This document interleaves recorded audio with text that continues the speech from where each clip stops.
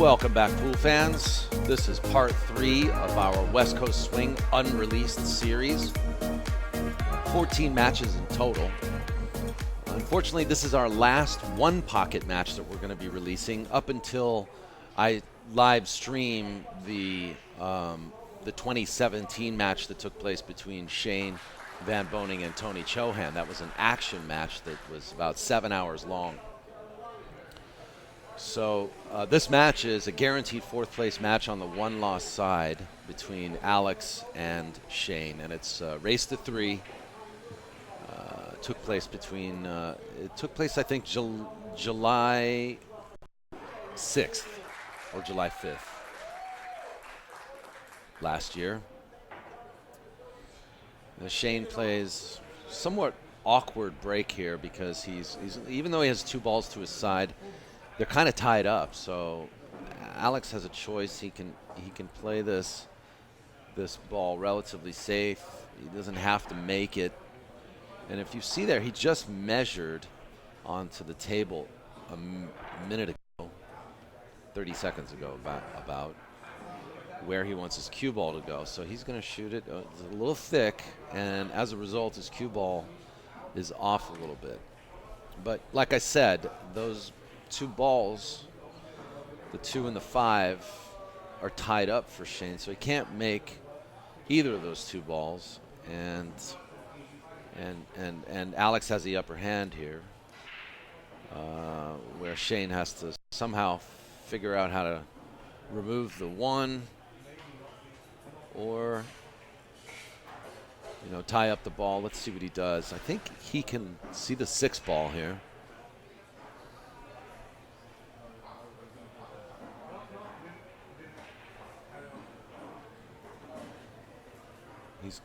He's going to go for it, but he's gambling on the fact that Alex may not be able to make more than just the 1 ball. You see that? Even though he missed the 6, he's thinking, Alex could shoot the 1. He could shoot the 1, but it's only going to be worth 1. So Shane just kind of like rolled the dice there on that shot. So Alex he's supposed to take the free money here, which is the 1 ball. But he's looking at these balls. I think he's looking to maybe bump the 6 or kick the 6. I don't like a kick and stick because you lose control of the cue ball if it doesn't stick perfect. But he wants to leave a cue ball behind the 5 and the 2. Or he's going to hit this real soft, and the 6 is going to become a part of the game, and he's going to stick him behind the ball. So he can't. He's going to protect the 1 ball again. So it's a nice soft shot, and the 6 needs to come up, and it does. Now that's like a, that's something that a world-class player is all right to risk. Like they don't mind risking a shot like that because they know they're kind of putting pressure on their opponent. But even as a world-class player, I think I would have preferred to just shoot the 1. Shoot the 1 and then maybe remove those balls somehow. And do something after you make the 1. But Shane is in a bit of a pickle here.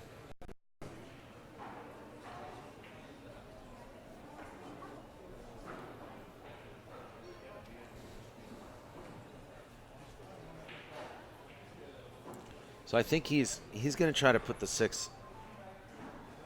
He's going to hit the 6 into the 1 ball. But I'm not sure about where his cue ball is going to go. Is he trying to go under the 1? I think he's somehow trying to go under the 1. He'll have to force follow here. Under the 1 and a bank shot. Amazing shot. Oh my God. Did you see that? Boy, that was something special, folks.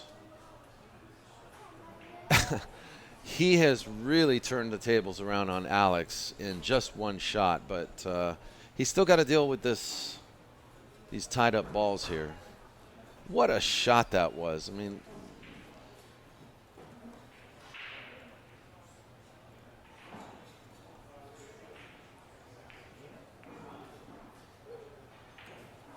okay, now he's opened up his balls, but let's quickly take a look here at that shot. He'll have to force follow here. Under the one and a bank shot. Amazing Picture shot. perfect. What Oh my a shot God. that was. Alex now is, you know, Shane draws first blood here.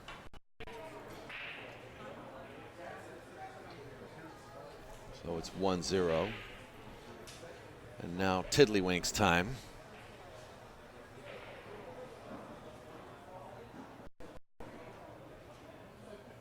Did he hit the ball? Okay, he did. I think Alex actually asked him if he hit the ball.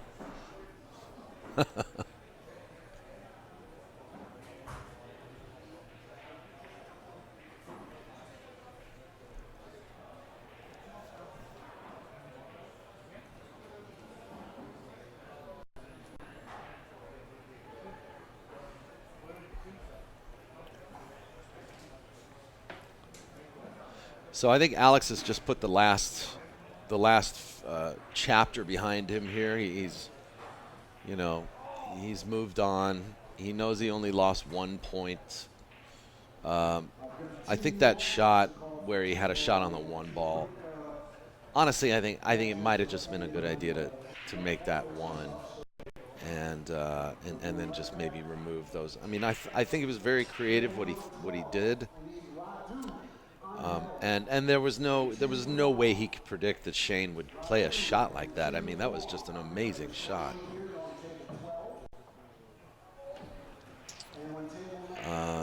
You know, it's hard to second guess a world-class player like Alex Pagulayan. I mean, he's definitely in the top 3 or top 5 of the best all-around pool players in the world. And you know, he's playing Shane VanBOENING, who is, you know, he's definitely an all-around champion as well. He would make that list of the top 5 in our timeline right now.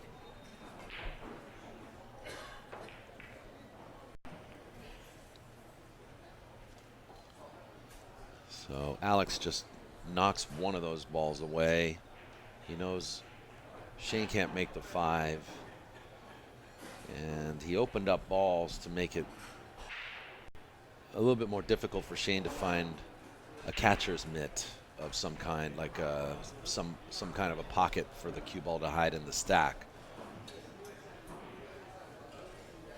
Alex has also placed 4 balls in a position that are makeable to the corner pocket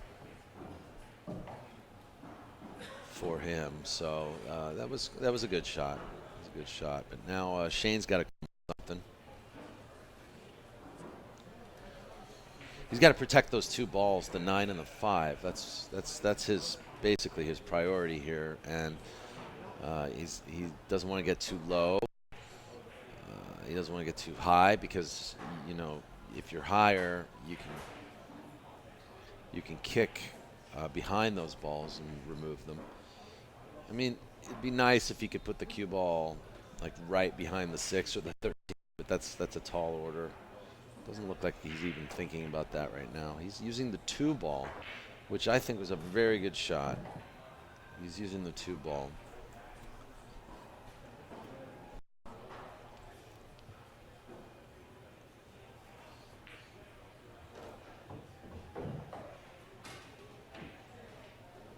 Alex is going to play off the 11, I think, or the 10. Okay.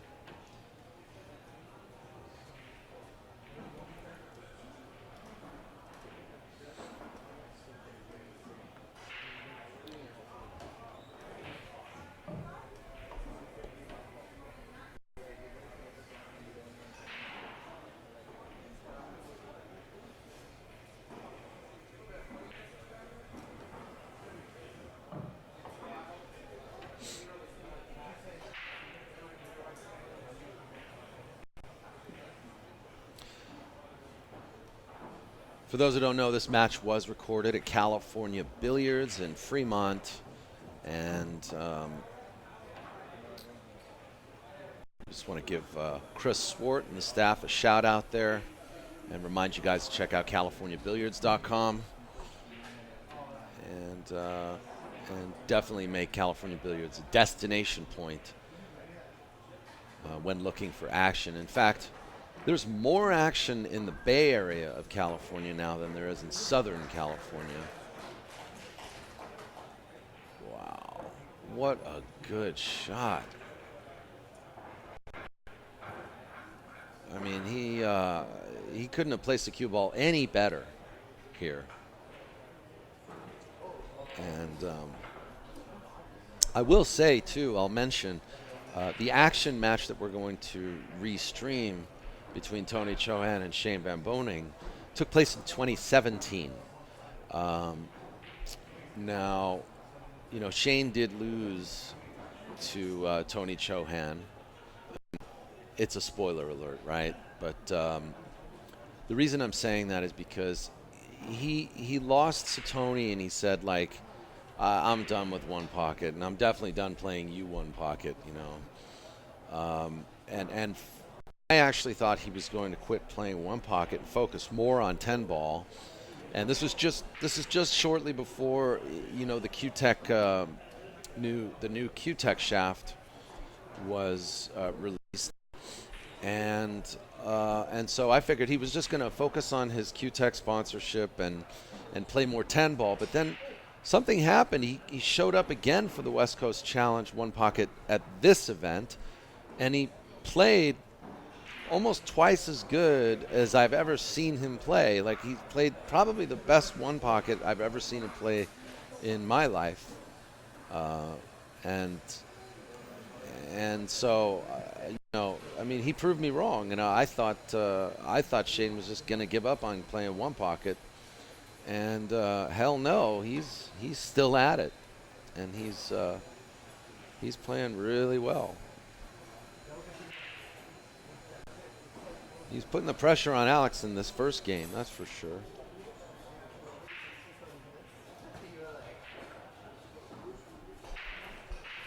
Alex really doesn't have a lot to go on here. I mean, is he going to try to spin this cue ball off the 14 into the 9? Or is he playing? He's playing a bank on the 11. He wants to play. He's making him shoot. And he's going to miss. And Shane's off to the races.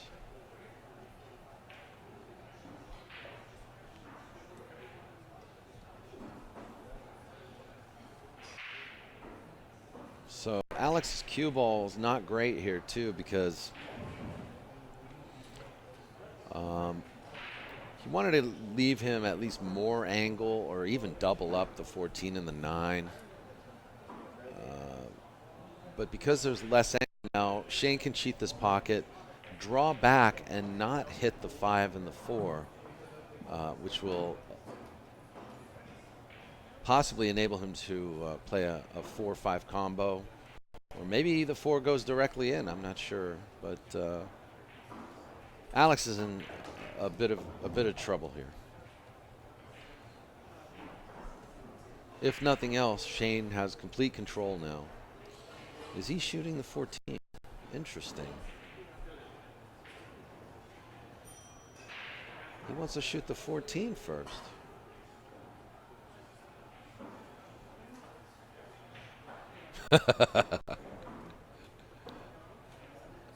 I thought he was going to change his mind right there. That's funny.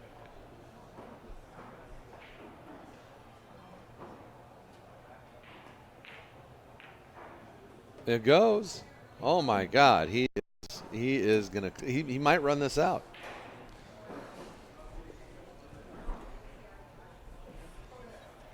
That's a great shot.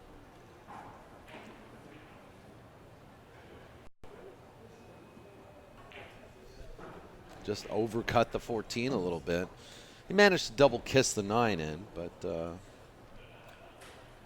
so he probably wants to play the 4 into the 14.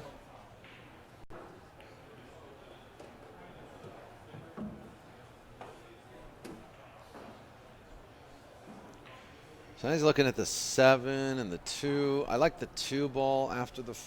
So you might he'll play the 4 and then the 5 probably, and then the 2 ball. Unless he can play. Yeah.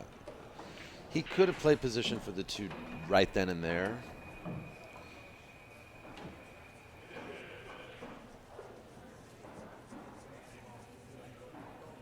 So now he's got to make this look fancy now.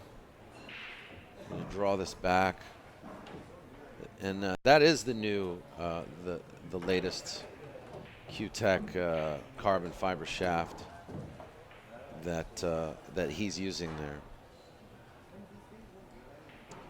which enables him to put maximum English, maximum draw, without worrying too much about deflection.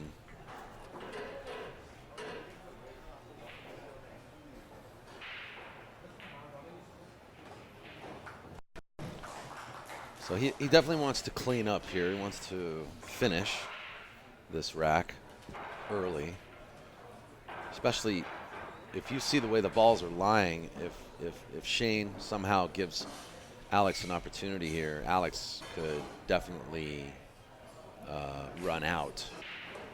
He can go, 8 and out. Boy, that's good cue ball right there, because he can shoot this 13 and not worry at all about leaving Alex a shot. He can shoot this pocket speed, doesn't have to worry about leaving him any kind of a bank, or does he? Ooh, left him the 2 ball. Well, this changes everything, because I didn't expect Shane to hit the ball, to miss that badly.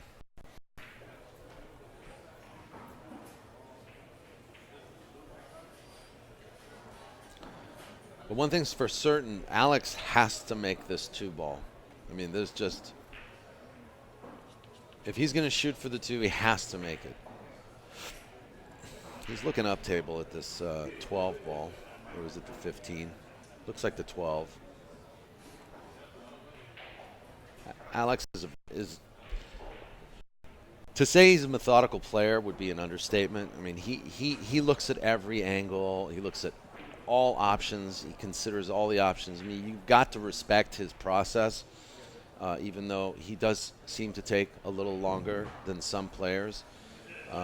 However, there are other players that take quite a while. Shane's been known to take some time. Dennis takes his time.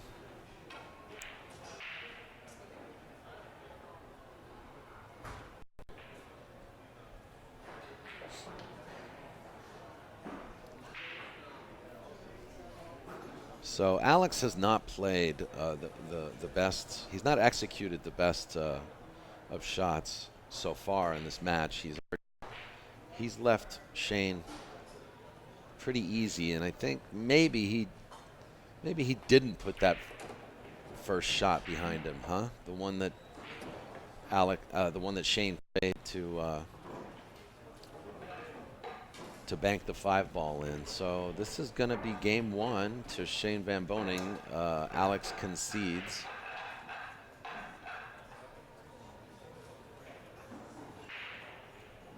And now it's Alex's break.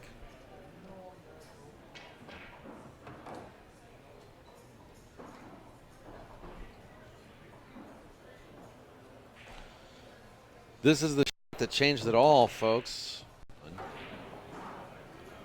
He'll have to force follow here. Under the 1 and a bank completely shot. Around. Amazing Took away shot. Oh my God. Any chance of control from Alex PAGULAYAN. And, it immediately gave Shane control of the table. This is an excellent break. There's only really 1 ball to Alex's side. It's hard to get to. Okay, so maybe not excellent. It's a very good break though, because he's made Shane have to find some kind of a lane here to escape. I think he's going to hit the 2 into the 9 and force follow. And there you have it. Look at this. Where's the 7 going? This is not bad. Not bad at all. The shots like that are very, very risky. The one that Shane just played. And that's why I actually did like the break, because he basically, Alex put a lot of blockage in front of the one ball that was protecting his pocket. Shane, being the world-class player he is, he knows how to remove it, but it wasn't without risk. I mean, there was definitely a chance there that Shane could have sold out.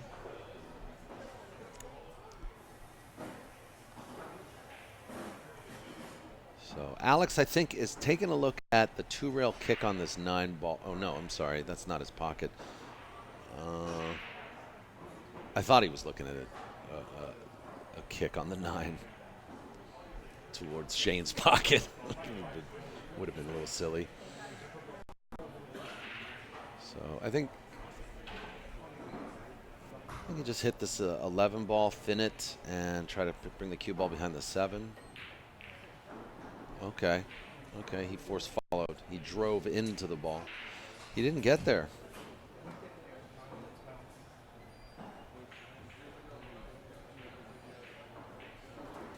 So that was a little bit of acting by Alex, I think, because he acted like, oh man, I sold out. But he's really kind of tempting Shane here to go for his hole, because Alex actually knows that if Shane misses, he's going to have a shot to his hole somehow, either with the 9 or the 3 and the 10. So a little bit of acting from Alex, which we see all the time from different pool players. It's always, oh man, I missed.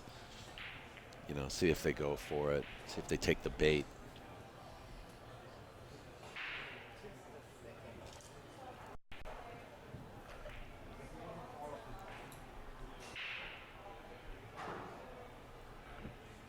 Sometimes they're just reacting before they actually look at the table and see that they're actually okay, in good shape,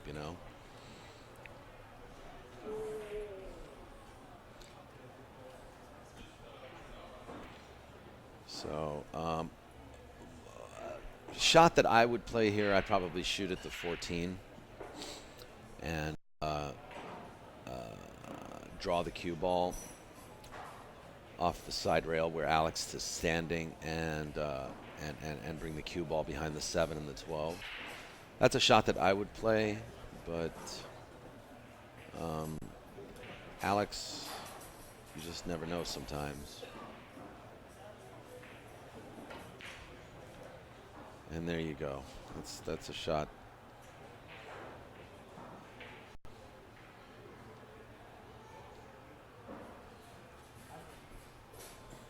Did not find the coverage he needed. Shane's going to take a shot at this 4 ball. It's probably not going to go. The 12 and the 7 are in the way. But what he has an excellent opportunity to cover those balls and really put a lot of pressure on Alex to do something good here. And that spells trouble for Alex.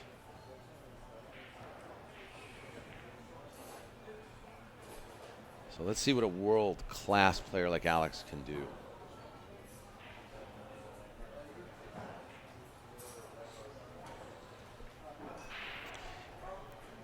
So there's 3 choices, right?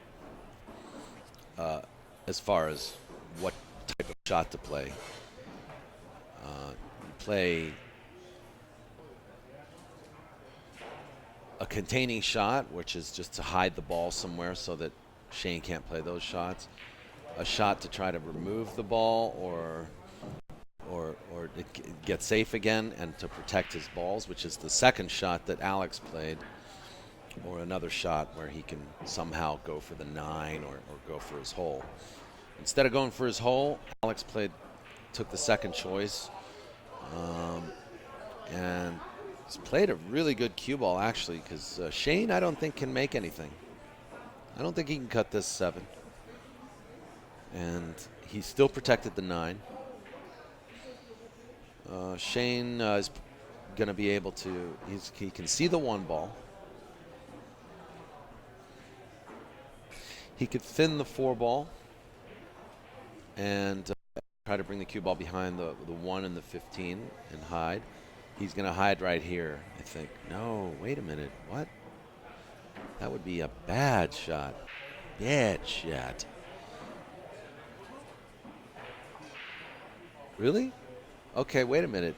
Maybe he's just going to make it so hard for Alex to make anything. I just don't like. I don't like moving balls towards Alex's side of the table. I don't like that at all. So here we go. This is probably the shot to hit the 1. Yeah, there you go.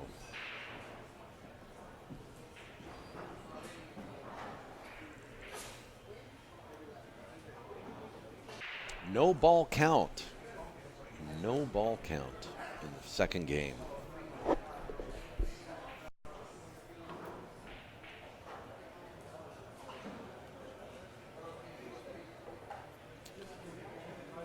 Well, that is a foul,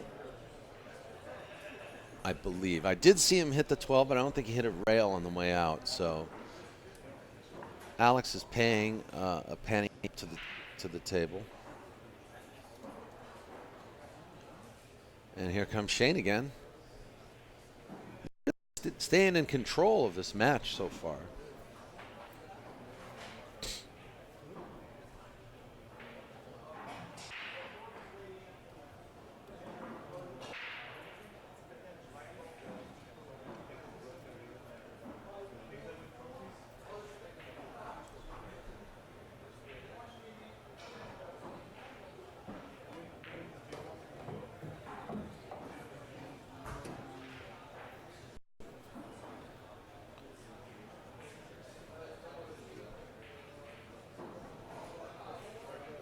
So this is a 4-12 combination. I'm pretty sure he'll play the combination. It's not the easiest shot, but Shane probably can. Oh, no, it's 11-12 combo. Wow. Difficult to see from this camera angle. That was a great combo. I mean,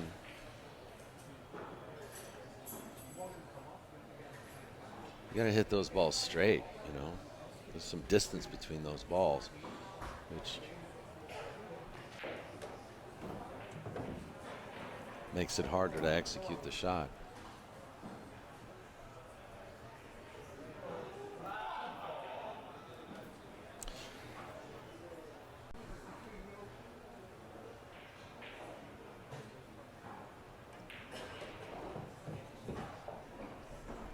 Fumble.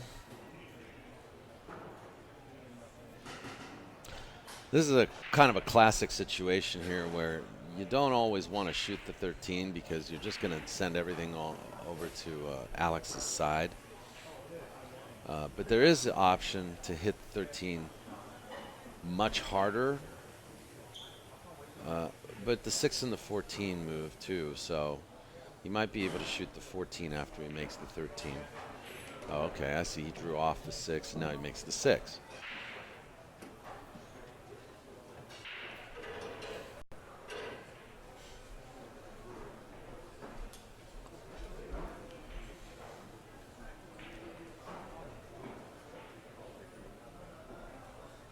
He's in pretty good shape here. I mean, I don't see him really.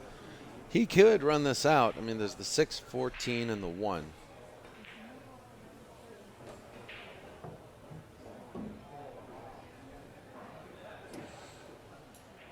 Well, I don't think the 1 ball's in his future. But he can definitely make the 14. Needs 2 to close out.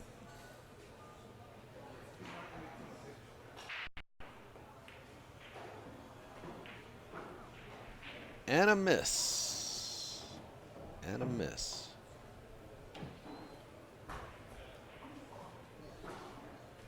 So 6 to -1. Alex Pagulayan at the table. If you're Alex, what do? You go for your hole because you can. Miss or no miss, you go for your hole. He's not thinking miss.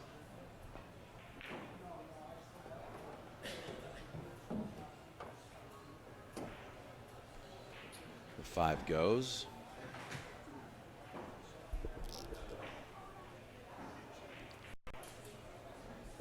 He wants to maximize here. Definitely have to punish Shane for any mistakes.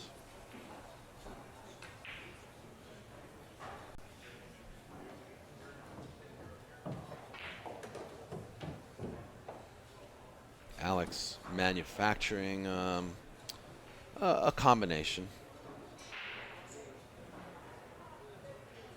on the 8-15.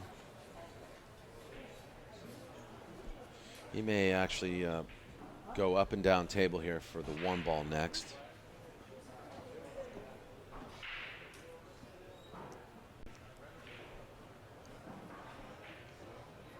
And then play that combination. But the combination is laying in such an angle that you kind of want your cue ball to be on the back cut angle. So it's a little bit further on the right of the 1 ball.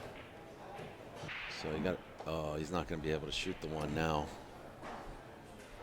See, I thought he might go up and down table to get shape on the 1, but he elected to just spin around the 1 and didn't quite get there.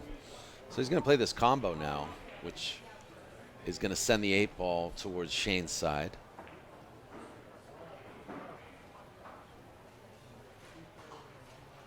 Or will it? Yeah, send it to his side. So he hits it a little harder. And this is just gone from bad to worse now. Alex has no way of see, what you want to do is you want to just make the 14, leave the cue ball. You actually want to kind of try to titty hook him. But he's not going to be able to do that now, especially with the 1 where it is. There's also the option of making the ball and scratching, but that option's not there really because the 1 ball is makeable.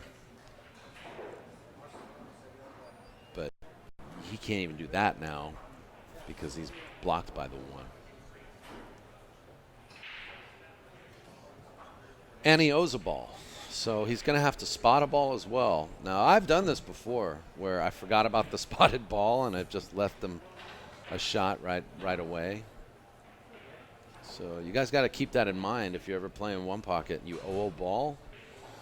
Very important to remember that you're going to be paying up a ball when you leave the table. So you got to keep that in mind when you're thinking about where you want your cue ball to go.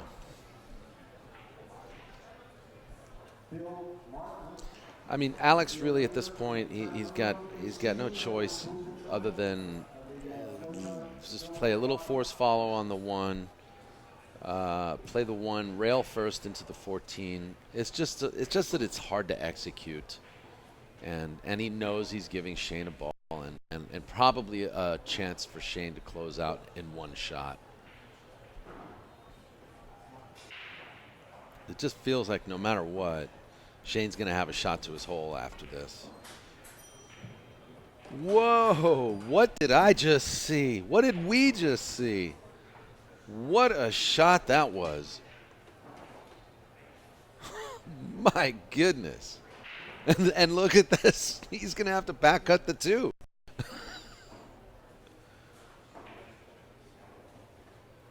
What a shot. What a shot. Let's take a look. It just feels like no matter what, Shane's going to have a shot to his hole after this. Whoa, what did I just see? What did we just see? What a shot that was. That was pretty amazing.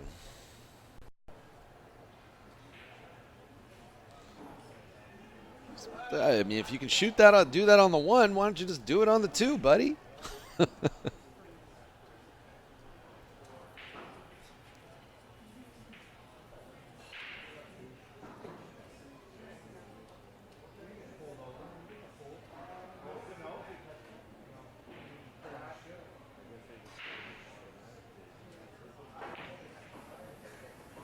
No, you don't want to do that now.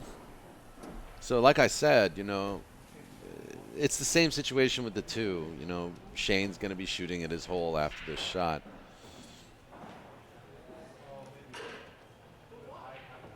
So, Shane needs just this ball to close.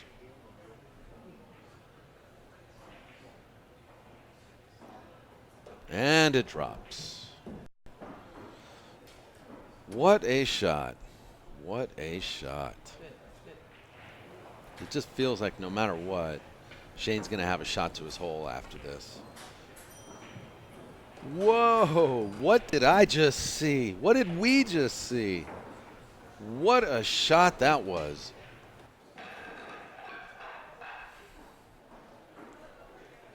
All right, so 2-0, Shane. So it's looking like Shane in this match. It's Shane's break.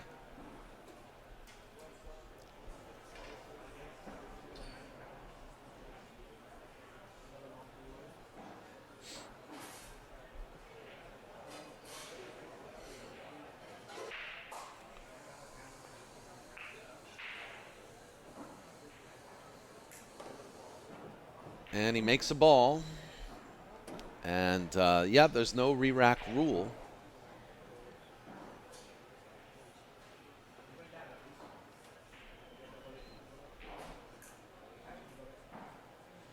This is old school one pocket, ladies and gentlemen.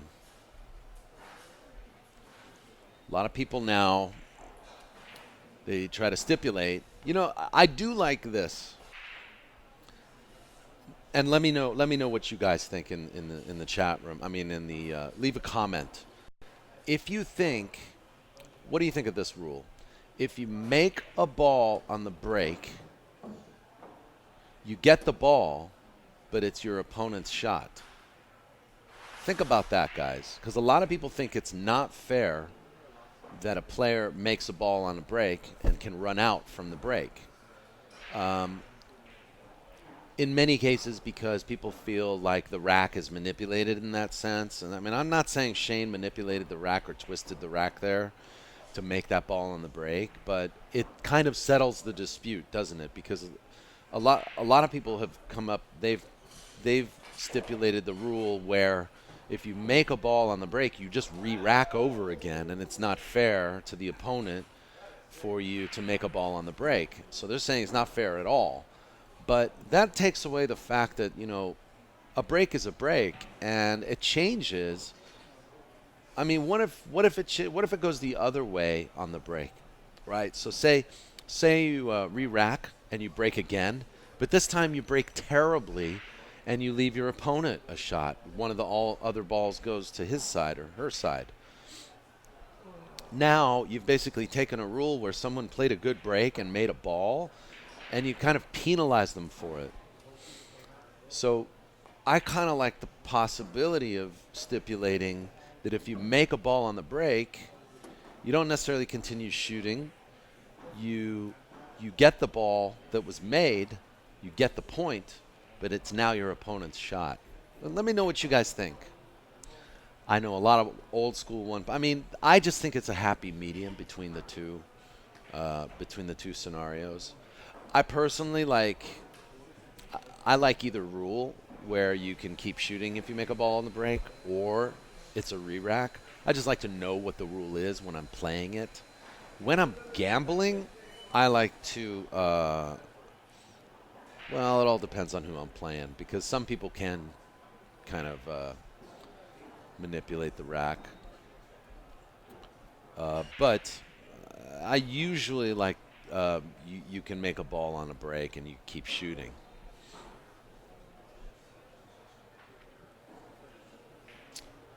Anyway, meanwhile, Shane made a ball on the break, and it's already 4-0.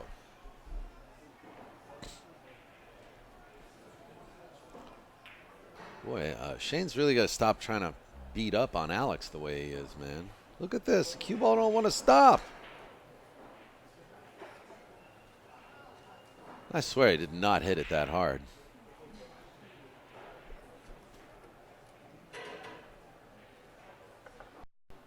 So Shane owes a ball. It's now 3-0.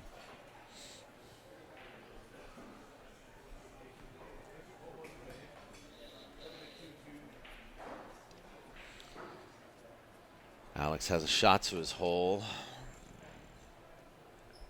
It's not like it has any extreme potential because the stack is pretty tight. But he probably will force follow a little bit. Maybe not force follow, but he'll follow the shot, and he will try to break out some of those balls in the stack. He is just probably praying that he doesn't end up hooked after he does it. Is he drawing off the ball? He's drawing off.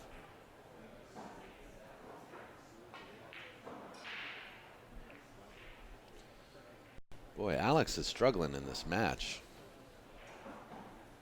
I think Shane's gotten into his head a little bit. He better go back to his chair and do something. Meditate, talk to himself. You know, maybe it's time for a bathroom break. I don't know. He's not a smoker. Doesn't need to go smoke.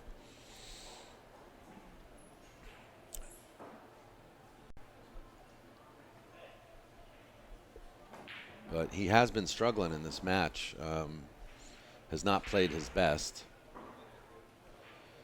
And it all started with that shot that Shane took away from Alex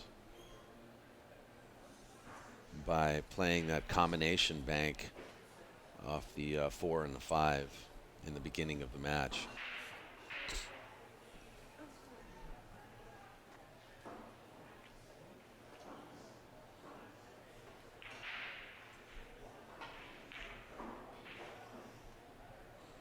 That's a standard shot to move 2 balls to your side. It's a very good shot, actually. It's very simple to execute.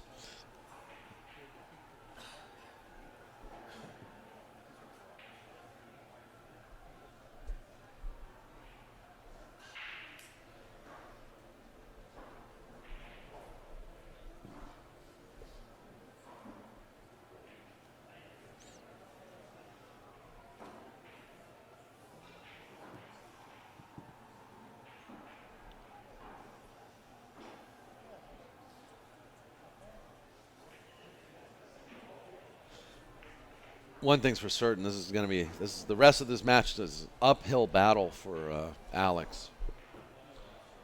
Putting a lot of pressure on him. And this is for 4th place, you know, so you definitely, I think there was like a $400 difference between 4th and 3rd, or maybe $600 difference. It was a 5,000 added event.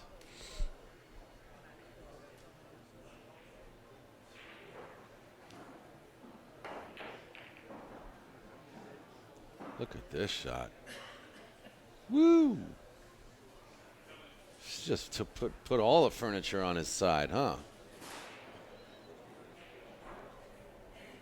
I don't think Alex can handle this. I mean, this is too much pressure that Shane's putting on him every shot. You know, it's like every time Alex comes to the table, he's like, well, what am I going to do here? I mean, the last rack you just saw Alex miss a spot shot. It's like, you know, he finally has the shot to his hole, and he's not getting the right rolls either. You know, you saw how he played. He got hooked on the 1. I mean, actually, he had a chance there to. Ooh, good speed. he had a chance to run out, and he played to that one ball a little differently than I would have thought. I thought he would have gone up and down table. Instead of going up and down, he decided to go around the one, and he ended up hitting the one, and he hooked himself. He played a phenomenal shot on the one ball, but he got hooked again, and he decided not to back cut the two ball. And he decided to go ahead and, I mean, you know, it's Shane's kind of beating on him a little bit.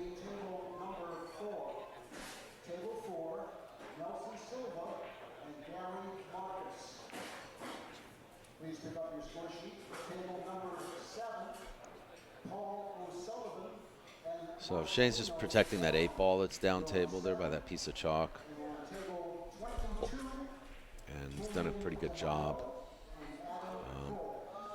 Alex, the first shot I see here is Alex to thin the one ball, and that's not easy. Another shot is to thin the 11 ball, also not easy, and he's just going to keep it even simpler and just kick.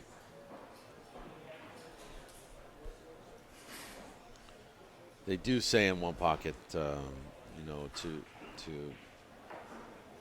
pick 3 shots and pick 3 shots that you like that might work, and then decide on the easiest to execute shot, and then use that as your first shot.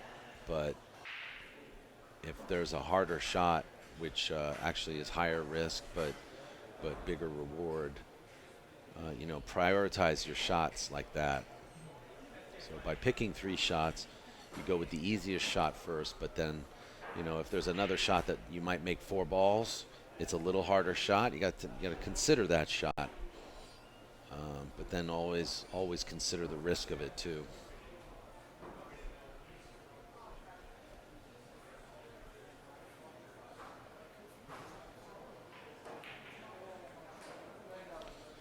I didn't like that at all because it just seemed like Shane was trying to really put some spin on that one ball. And Shane could very easily lose this game right now in this inning.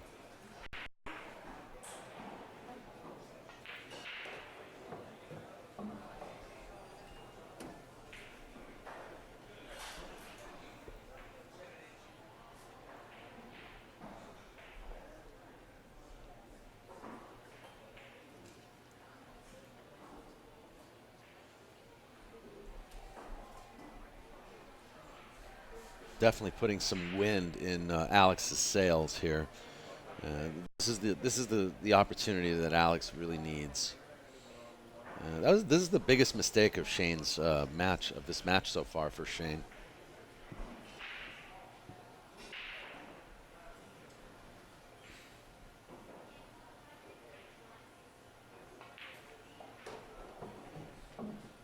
Nice, healthy bump on the 14 to open up those 2 balls. But he shut down the 15 and the 13. So he's going to have to do something with those later, maybe set up a bank shot or a breakout, manufacture a breakout off the 3. I'm not sure. But he does have 2 more balls he's about to make.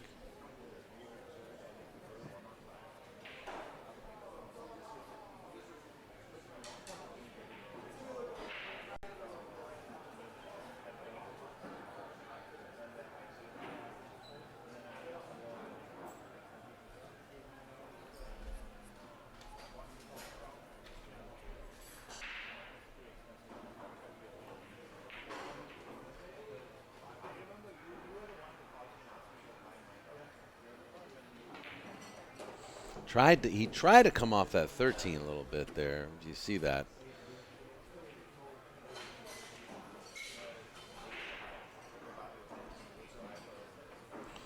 So here he can actually break out the 14 off of the 5 right here, or he can draw out off and try to hit that 13 again.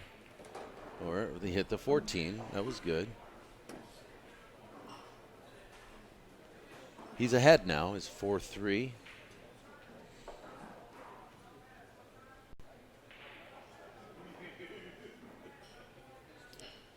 He didn't get the best roll here. I don't know if he can play the 3 ball.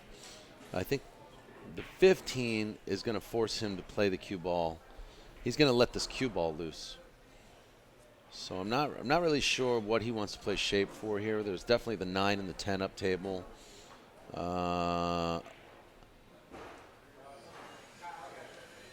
Is he? Yeah, he can make the 3, and he's trying to spin into the 13 off the 3. Nope. Like I said, Alex he considers everything. He's looking at all the shots. Okay, so you got to watch out there. There's a couple. Okay, he played it soft, which was probably the smartest thing he could have done for himself there. He played it nice and soft, pocket speed. But I thought there might be a chance to scratch in the side pocket, but he put some spin on the ball so that when you hit it soft, the spin takes, and it takes a cue ball off that trajectory. So now he's going to cut this 13, and he should be pretty good to land underneath the 14 off the cue ball. He might even hit, he'll hit the 14. Uh-oh. Uh-oh. Oh, Lord. He spun that cue ball so much, and he hit the 13 a little too thin, I think. Or he hit it very thin, but he spun it so much that the cue did not hit the 14, which is what he was planning on doing, because he wanted to have a shot on the 3 next, and then he wanted to hit the 14 lightly up table, and then bank the 14 after making the 3. This is all like pattern play,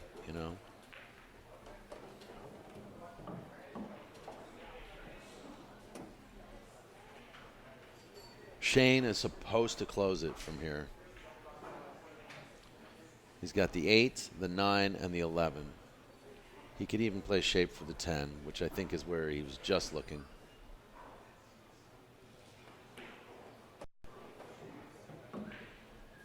He doesn't want to end up right underneath. Okay, that's okay. He's good.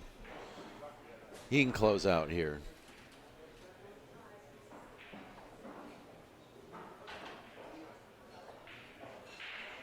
I think it's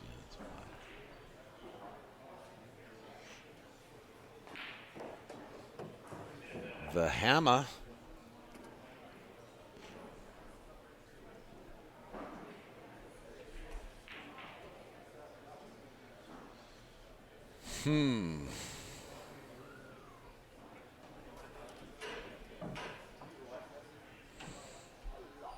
This is one of those situations where your patience is tested. You're tempted to shoot the ball toward your hole.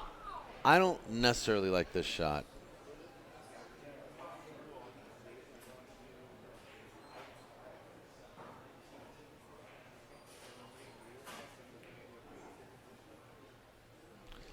Yeah, I didn't like that shot because, for obvious reasons. Now, Alex has a sure shot on the 13. He's definitely going to play shape on the 10 ball, and it doesn't really, it doesn't really help Shane that he's giving up free shots like this to Alex, who now needs 2. They both need 2.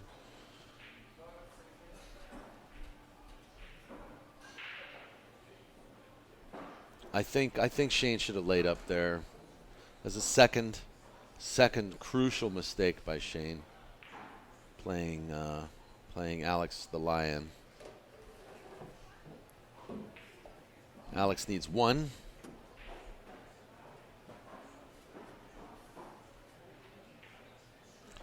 And he can actually bank the 11. Here he goes.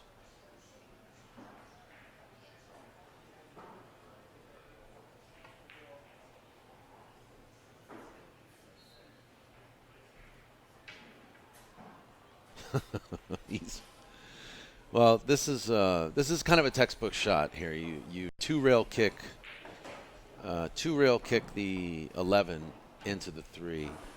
Normally, there's not another ball there, so you would just normally. This is also textbook where you just double rail kick the 11 straight in the corner, but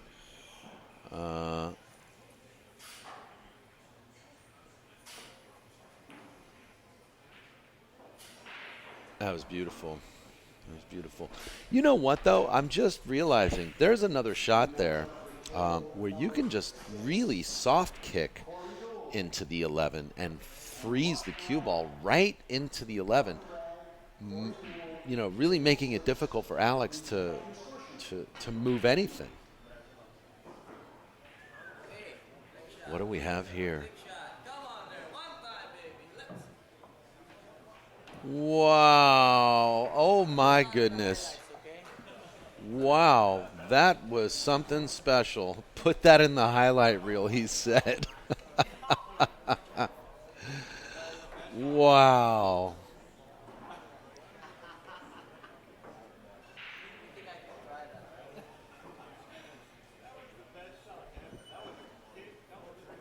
Oh my God. Oh, you're not going to believe this, guys. I don't have that on replay either.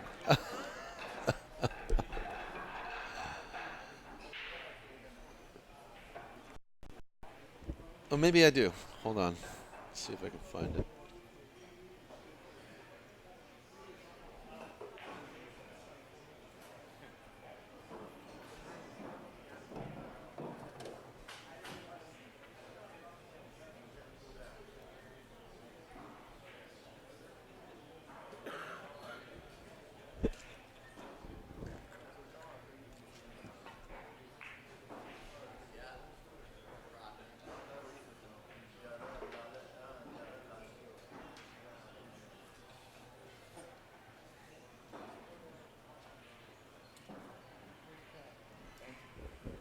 No, I don't think I do.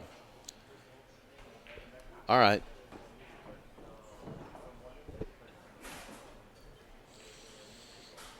Alex steals it there. Wow, that was a great shot. And there you go. Shane made crucial mistakes in that game.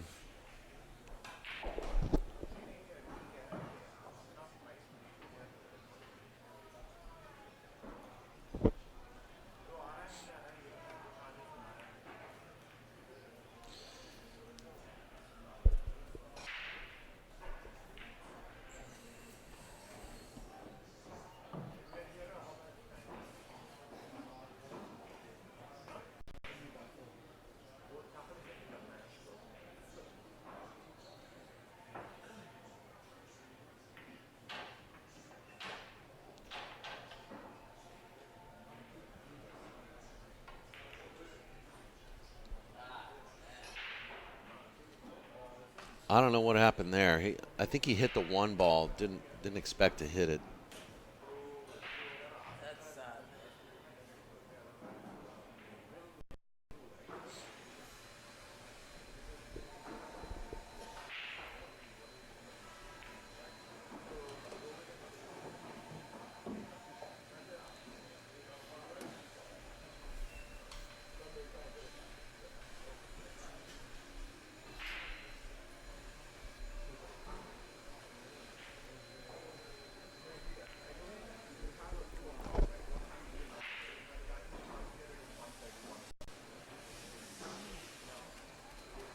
Well, Shane was hoping for a little more out of that last shot than he got.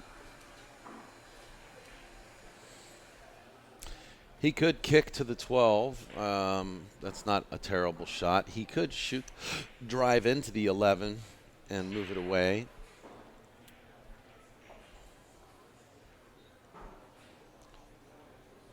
If he can see the 11.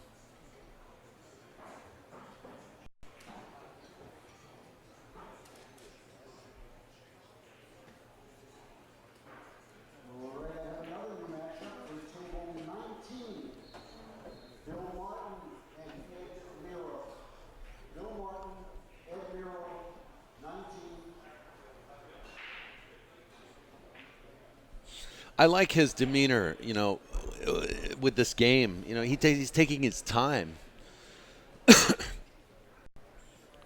which is very respectful. I mean, he and Alex are no stranger to each other as well.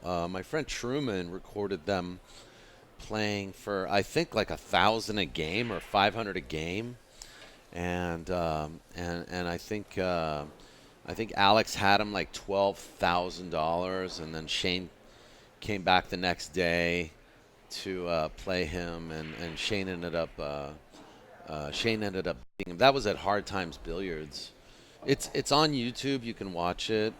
Truman HW, where Shane and Alex play for I think like 500 a game, one pocket. Shout out to Truman HW.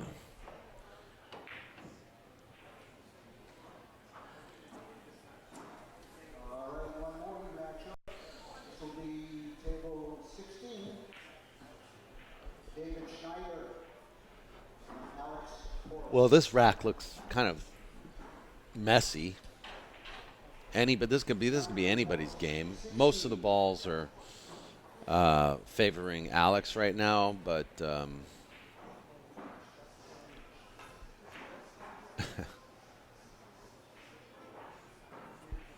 he, Shane wants to bank at that stripe right there in the middle of the table. Um, yeah, but most of the balls are favoring Alex right now, but there's really not a lot of hiding places to hide. So Shane can definitely play good defense in this game and still kind of come up ahead. I mean, just in that one shot right there, Shane's making it look better for himself, and then it's going to go back and forth that way until someone plays either a phenomenal shot or until someone makes a mistake.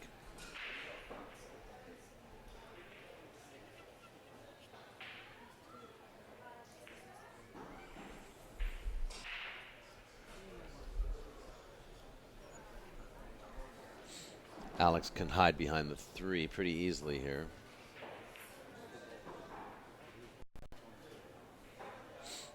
Good shot.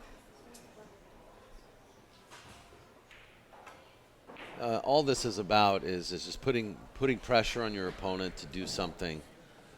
Put them in a position where they have to shoot something they don't want to shoot. To go for their hole, or in many cases, to play the shot that Shane played in the beginning of this match to win the first rack. Like I said, Alex had no way of knowing that was going to go in. But, Shane said, "I'm going to go," and he went.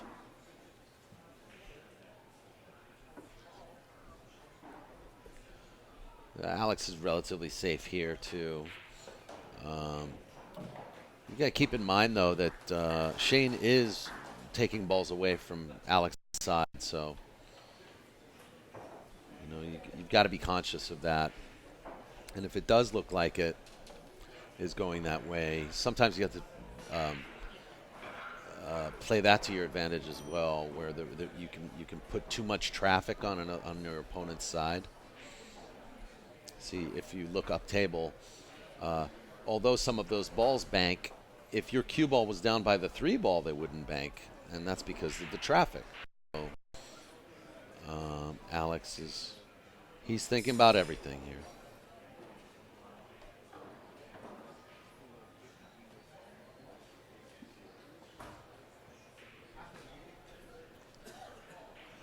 He's thinking about taking it up table somehow, or bringing the cue ball up table. But there's really no way to do that without some sort of consequence. This game could very well go up table completely, but he's stuck right now. He doesn't want to break up that. See the 10 and the 2? I mean, a standard shot here would just be to shoot that 10 and bring the cue ball behind the 3 ball. It's not the easiest shot, but for Alex, it's possible. But the 10 and the 2 are providing important coverage for Alex on Shane's pocket, because those two balls don't go directly to Shane's pocket. He's taking away choices by keeping those balls there. He's basically limiting Shane's choices, and he doesn't want to shoot the 6 or the 8 because it makes that shot even harder to get behind the 3.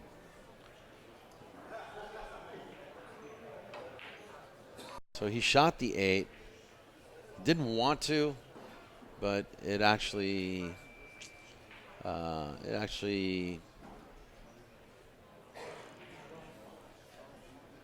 this may come back to hurt him. I don't know if Shane can bank the 13. If Shane can, he may very well go for it. And there's also the possibility. What is he looking at here?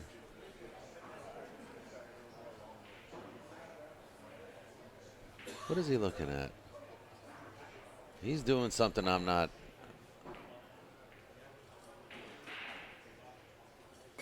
too sure what he's doing here. Oh, he's just laying up. He's saying, make it funky.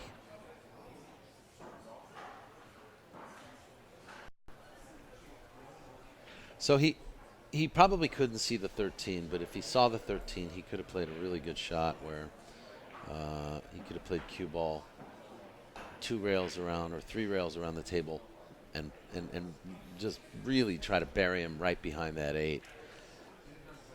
That's like an upstairs shot, and it's not an easy shot, but the shot is there. Theoretically. But he didn't play that shot. He just played safe instead. I like that shot. I like this shot. Alex, he's probably going to have to thin the 14 and bring the cue ball between the 11 and the rail, and hopefully lag it down table.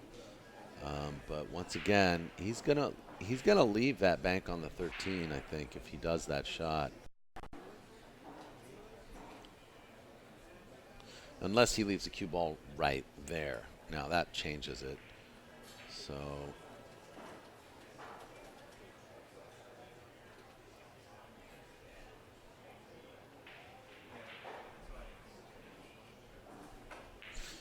So now he's thinking, maybe I'll just leave him jacked up behind this 4. You gotta remember, this is Alex PAGULAYAN. He has numerous titles, world titles, national titles. He's he's one of the world's best money players. We've streamed him playing Scott Frost for $20,000, and he beat him handily. I watched him play. Was it?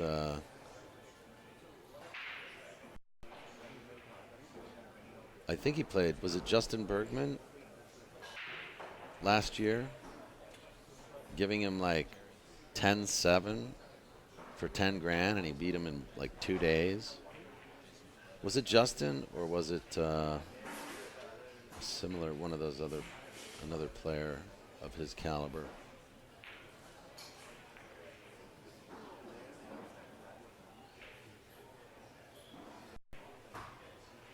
He's been master of the table at Derby City, probably 5 times.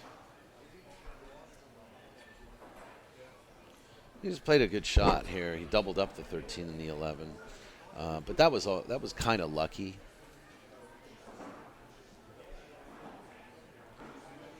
So Shane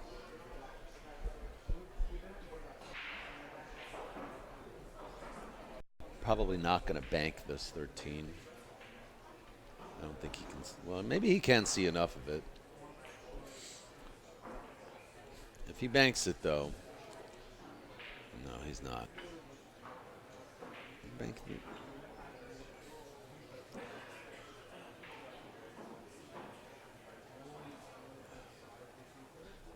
He's actually in a tough spot here because he wants to. He doesn't want to be playing the defensive here. That's he just wants to keep putting pressure on Alex, and he's not doing that. He's trying to figure out a way to do that with the next shot.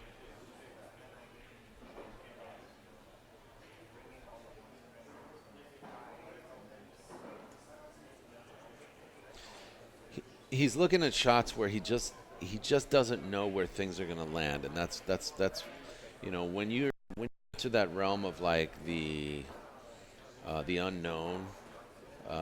You can kind of strike that shot off your list, but he's making sure though. I think what he's trying to do is shoot the 15 into or the 12 into the 13. Now he's looking at the 11. So he's gonna bang them together, the 13 and the 11, and try to play a good cue ball.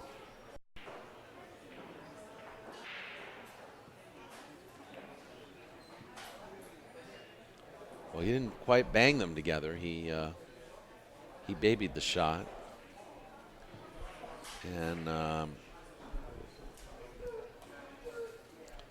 he just figured he's now just buying time with that shot.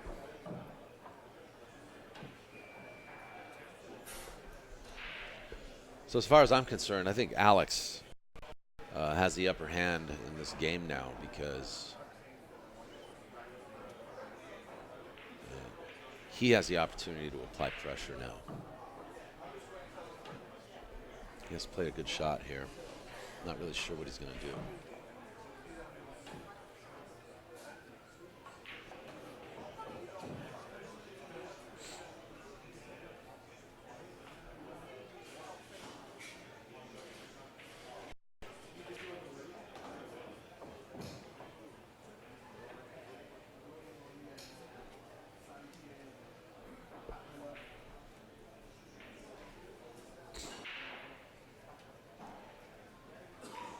I mean, it's kind of odd. I don't really know what he's looking at to get there. I mean, obviously you want your cue ball over there by the side pocket, but how the hell is he going to get there?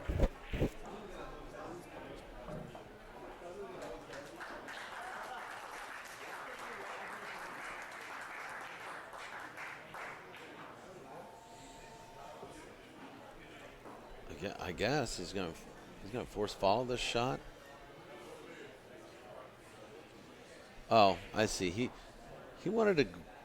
I think he wanted to graze the 12 and get up table there.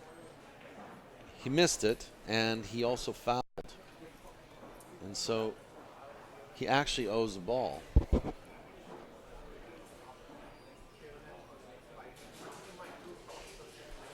And he didn't even. He was definitely trying to get behind the 2 and the 10. I think. That was interesting. I thought Alex had a good opportunity to make something happen there, but I guess he was just limited. He didn't have a lot of choices.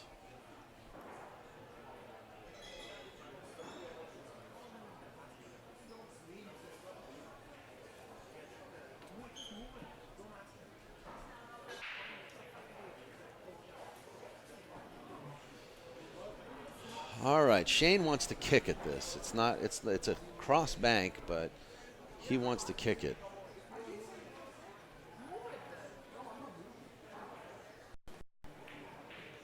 Oh, you did cross it. Well, see, that's why I didn't like the cross, because you cross and you hit the 3. But if you kick it, you can kick directly into it and possibly make it.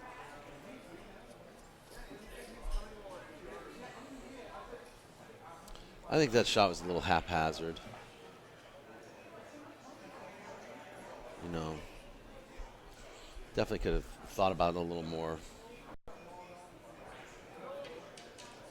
I'm starting to see a couple chinks in Shane's armor in this match. It's not to say that he wouldn't tear me apart, giving me 12-4.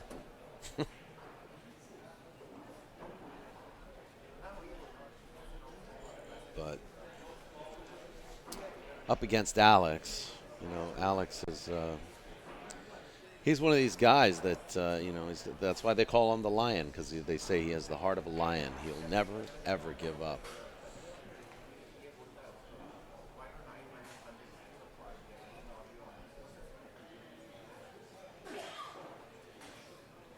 Without fear.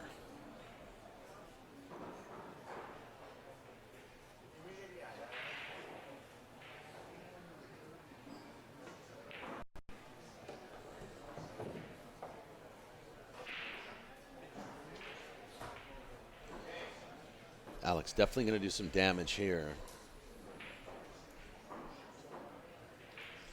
He's got the 5 and the 7 up table there, which are ready for picking.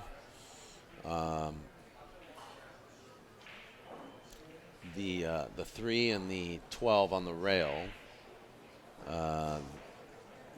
He can close out here. He can go 9 and out. Look at this shot.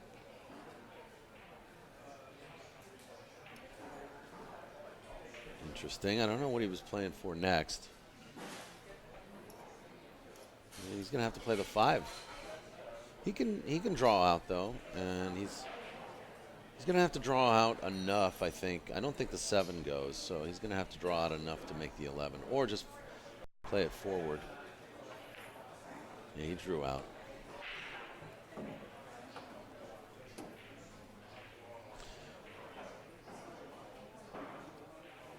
He can play the short side of the 10 and 2 at some point. I mean, he's got an out here. Definitely got it. He needs 6 balls.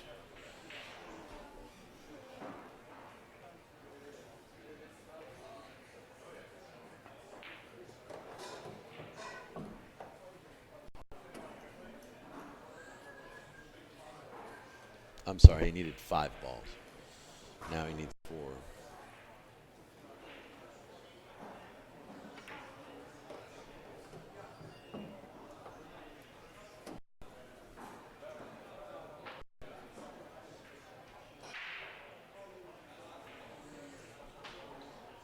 Well, he's either going to have to play short side of the 3, or he's going to draw back, I think, for the 2 ball. Or is he going to play the 2 first? Play the 2 first, I think. Yeah. Perfect shape. Now he can stun up for the... Are you kidding me? Wow. Concede.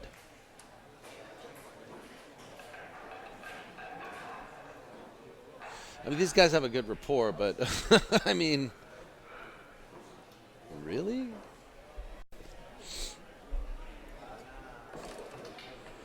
Hill, folks. What a match we got going on. What a match. Race to 3. This is guaranteed 4th place at the West Coast Challenge, 2018 West Coast Challenge One Pocket Tournament, which streamed live from California Billiards, 40510 Albray Street in Fremont, California. Also want to thank our sponsors for this tournament. Was West State Billiards, JB Cases, Big Time Threads, Ariel Carmelli Cues, Kent Davis Cues, Tiger Products, Eddie Cohen Cues, Tom Worth, One Pocket, a game of controlled aggression. Also, California Billiards, big sponsor.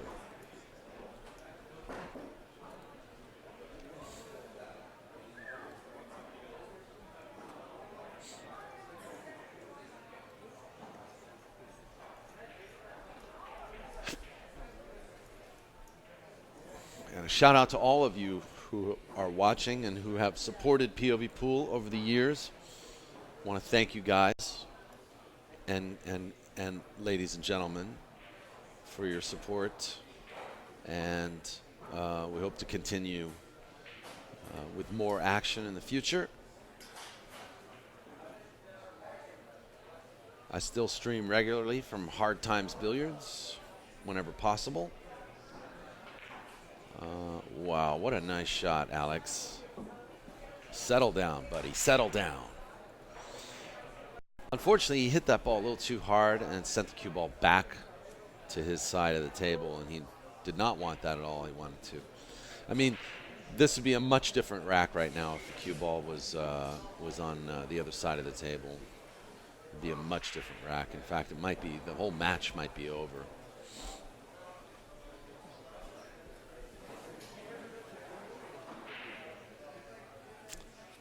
But yeah, I just wanted to point out. I'm actually recording this commentary. Today is September 27th, 2019.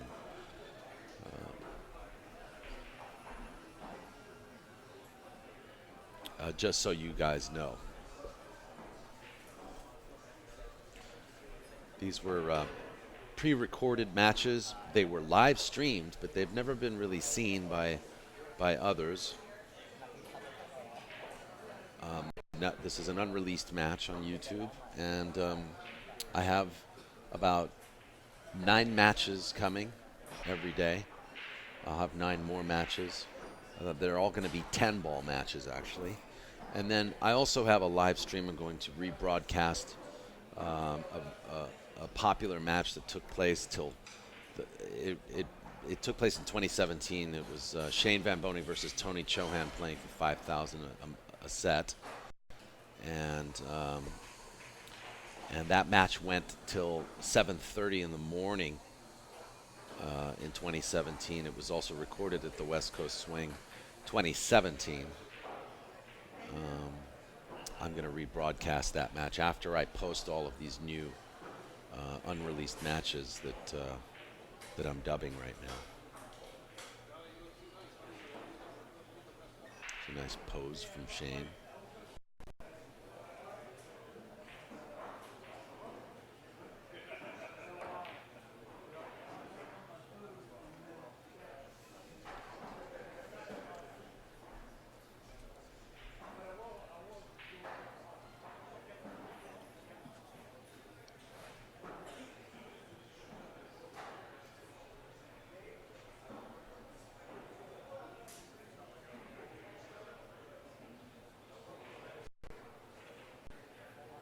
I think these guys are taking a quick break.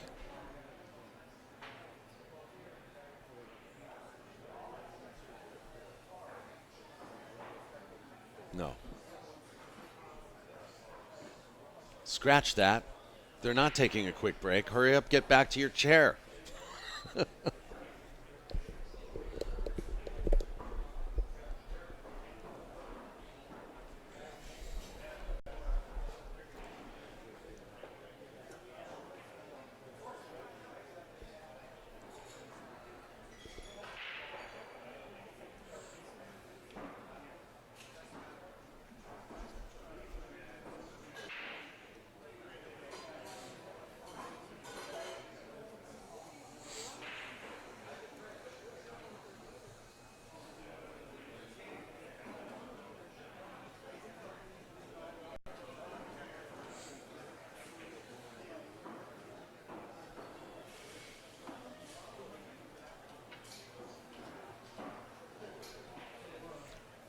Well, I think Alex is considering a crazy shot here where you kick the ball kind of hard underneath the 4 and the 13, and you bank the 4 back to your side of the table.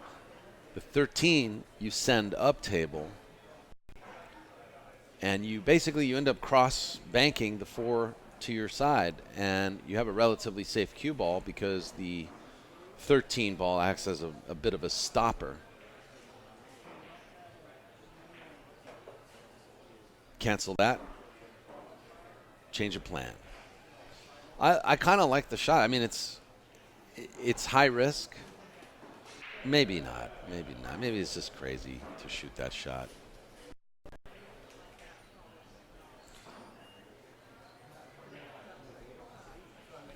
But you know, if you're hitting it hard, you know for a fact that the 4 ball is going to move. You know. Alex just played the guaranteed cue ball. So you remember, if you watched Warren Kiamko versus Shane, you may have seen a shot that Shane played. Oh, he's not looking at it, but he played a bank on the 6 ball. I think the ball was where he held the cue ball so that Warren could not shoot to his pocket. He's in a similar situation here where he could twist bank the 2 ball up and down table and hold the cue ball so that he can't make the 3 or the 5. He's looking immediately at this combo, and the reason is because that's a much better cue ball, a guaranteed cue ball position here, as opposed to the shot that I just, the shot that he played in that Warren match, I think was one of his only choices. It's a good shot. It's a good shot. Oh, no, it didn't go. I thought it dropped in. Oh, my goodness. Alex is off to the races.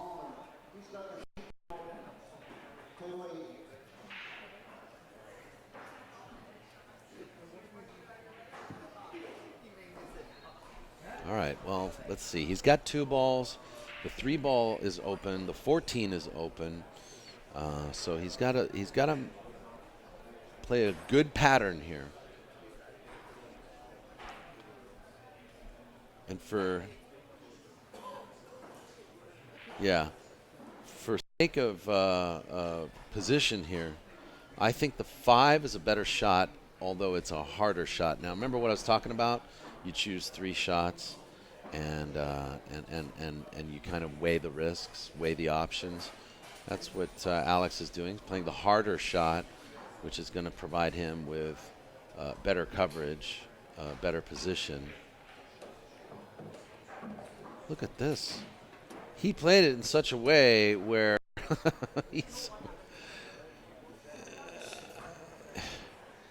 he played it so that just in case you miss, he makes the opponent's ball, and as a result, he's just screwed himself basically.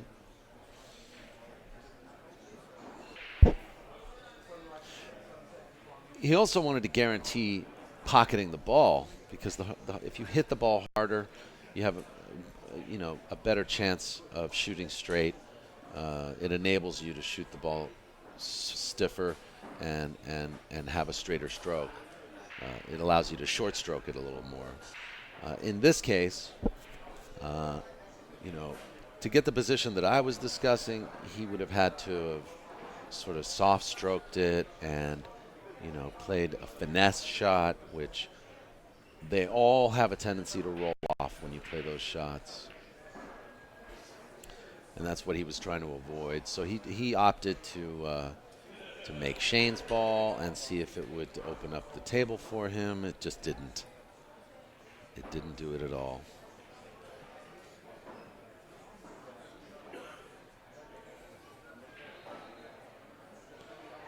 Always trying to weigh the options.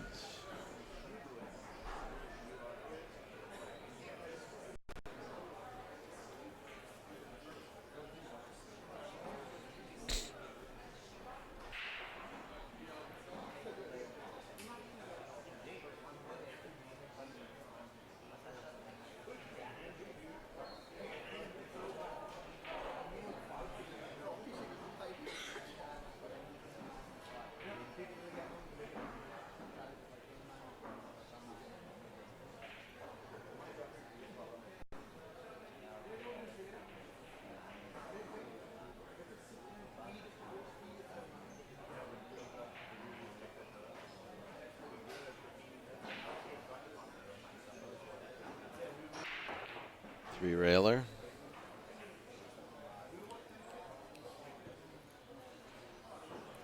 How'd he hit that ball? Look at the cue ball, too. It was a good shot. Good shot. And Alex acknowledges with a couple of taps on the table.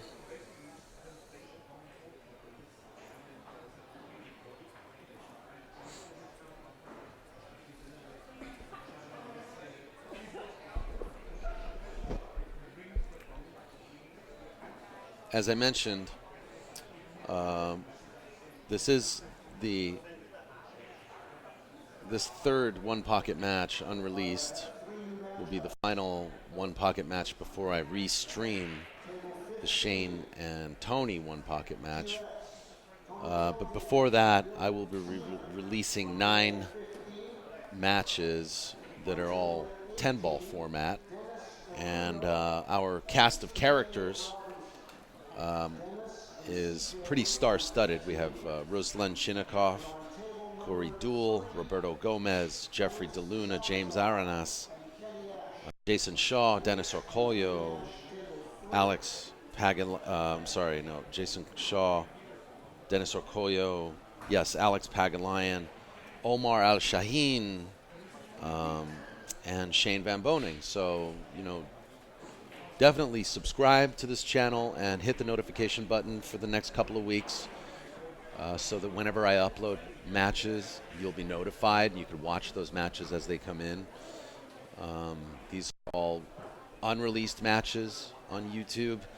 They were pre-recorded. They were TV Table 2, and we basically ran 2 streams at a time because California Billiards is such a great venue that they have extremely fast internet, and so we were able to stream 2 tables without any interruptions.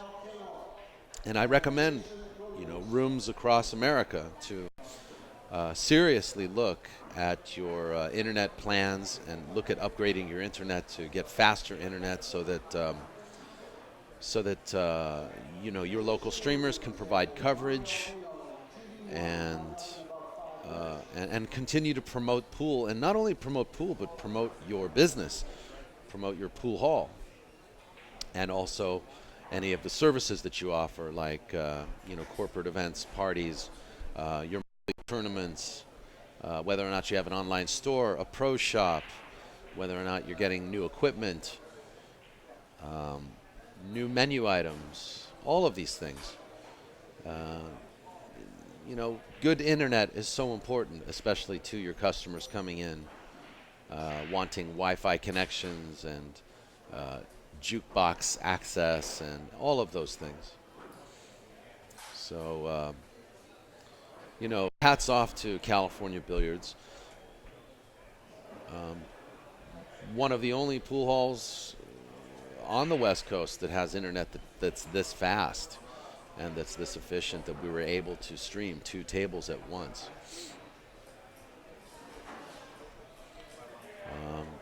Definitely make it, like I said earlier, make this place a destination point. They have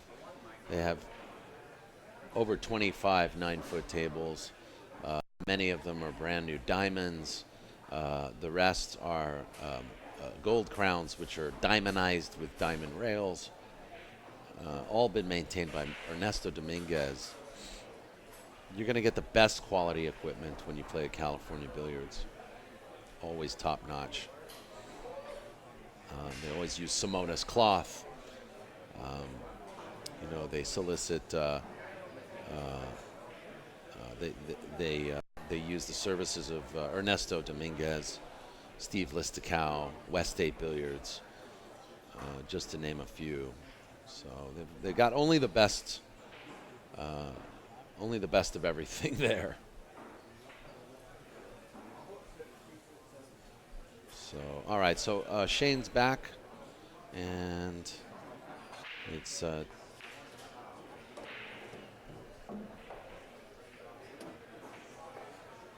did I miss a scratch? Is it 4, 5, 6, 7, 8, 9, 10, 12? 1, 2, 3, 4, 5, 6, 7, 8, 9, 10, 11, 12.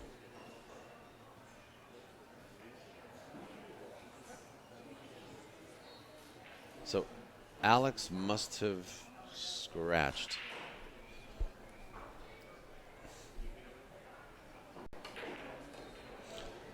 Oh boy.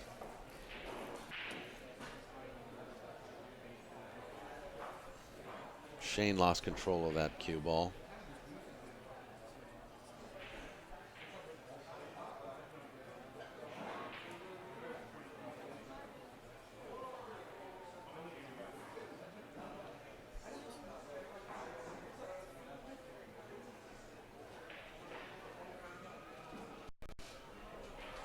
He's made a couple of interesting errors in this particular match that I mean, even though the guy, I'm going to look him up right now because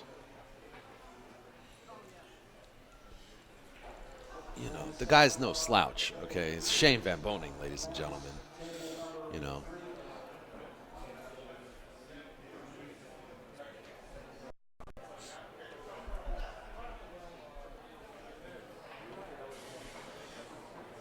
he's not a sure win for every. Let's put it this way: he's not a sure win for every one pocket tournament that comes around in the United States. But he, you know, spoiler alert, he did come in second place in this event.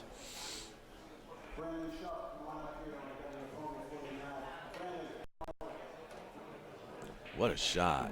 Alex PAGULAYAN, what a shot.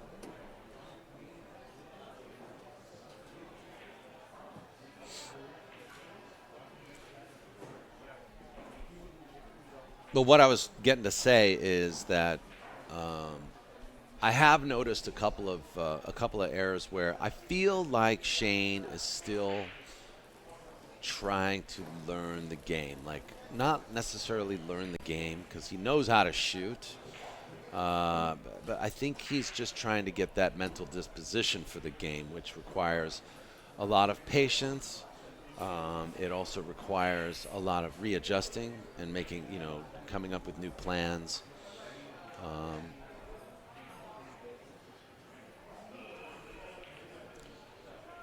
he just doesn't appear to have the confidence of a lifetime one pocket player, somebody like Tony Chohan or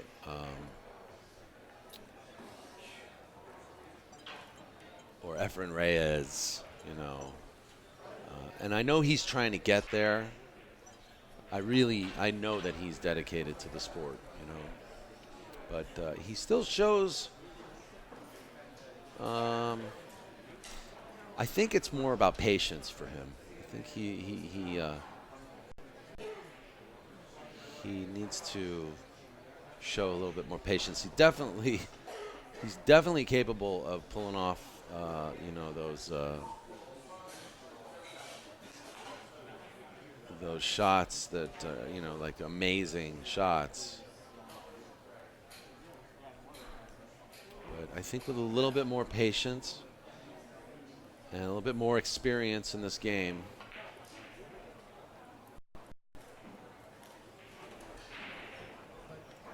suffice to say, I think the next 10, 15 years for Shane, if he continues to play pool, um, you're going to see him dominate in the sport of one pocket, in the game of one pocket. That's if he continues on the same trajectory, you know, because he's entering the events, he's playing the players, he's gaining the experience. He just still appears a little bit green when it comes to one pocket. And I don't know why that sticks in my head, but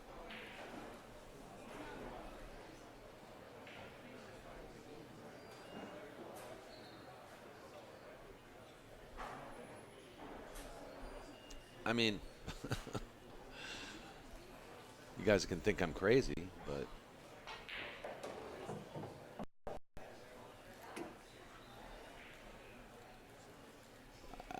if you guys take a look here, Alex is about ready to steal right now. He's ready to claim this match, which it's actually 5-4.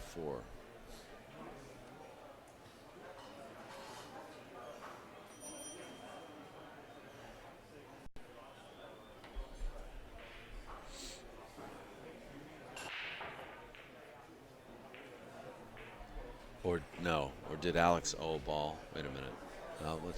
Let's just count through here. He hangs it.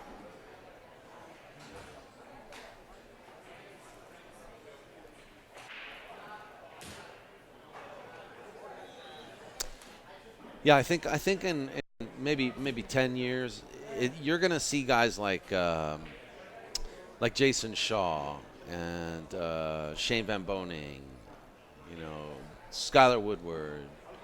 Uh, you're going to see those guys starting to dominate the game in one pocket.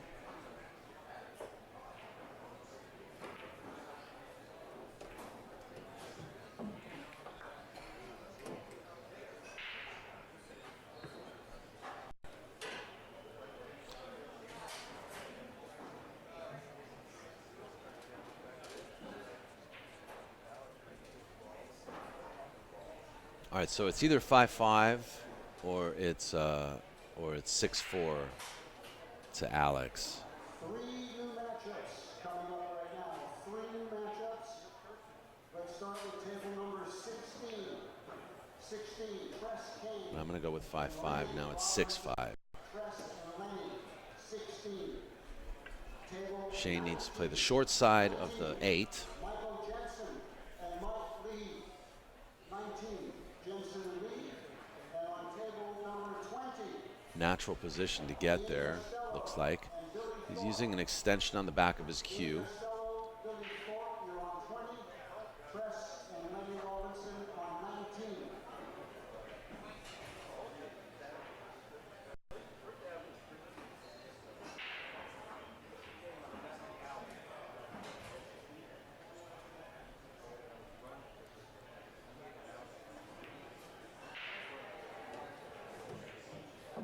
That's pretty good, pretty good. Wow. All right, so do you shoot this 8 ball? If you're Shane, I think you do.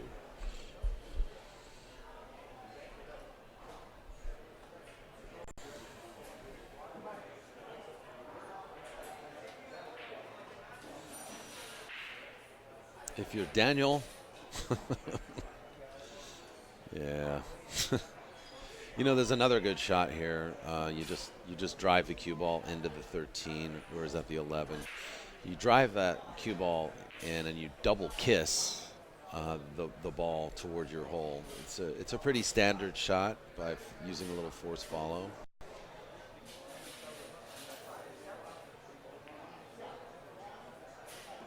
That's going to run out of gas, folks. Oh, it didn't run out of gas. But it was 6-4, so now it is 6-7.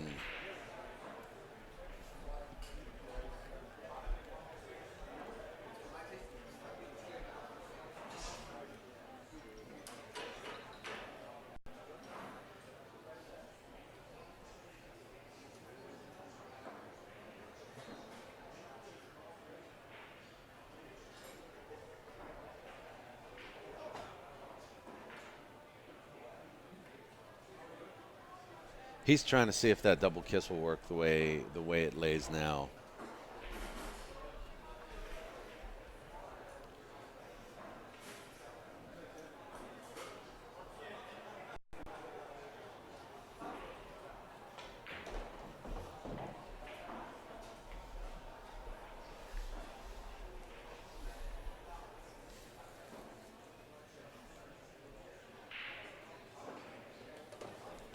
He decides to gamble.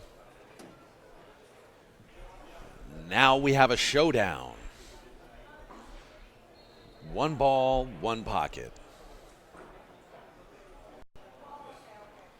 Case game, case ball. I love it.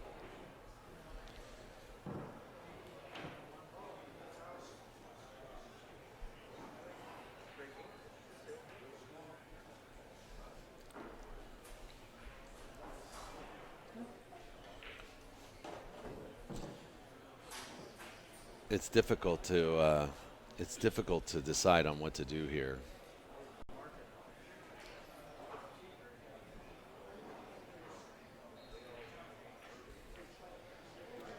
I mean, you want to maybe thin the ball, but you've got to make sure the cue ball doesn't come off the rail. Now he's just left.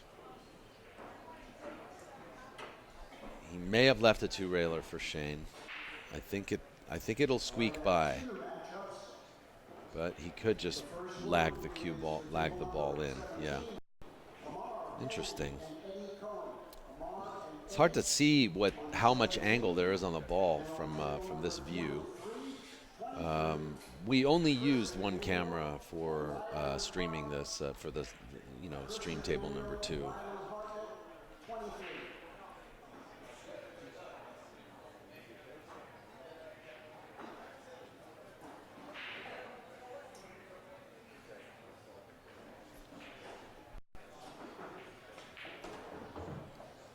Just got to play it smart and lag the cue ball off the top of the 12, just like that, toward the side pocket.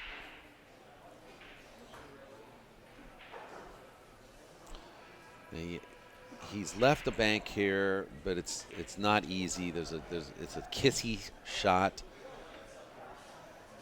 and it's very easy to. I mean, for Shane, it's not easy to make a huge mistake on this shot, but for most players it is. Yeah, that's what I mean by kissy.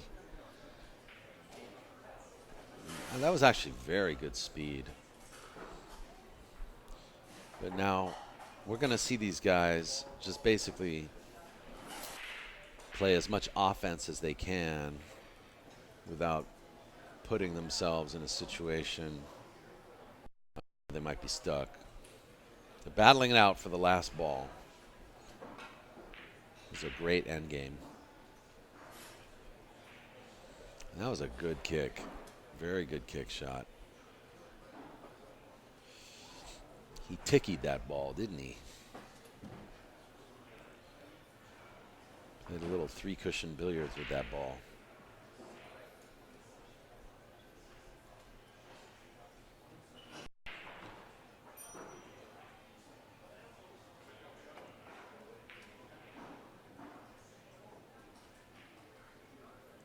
Well played. And that's pretty textbook.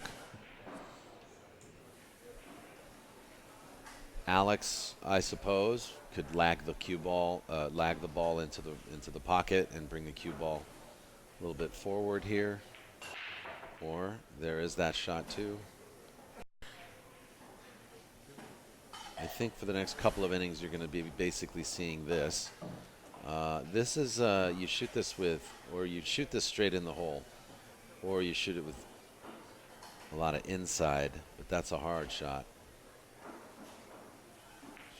Shoot it straight in the hole. And here we are, back to square one. This is where the last ball becomes kind of like a tennis match, you know. And this is what you would call a volley.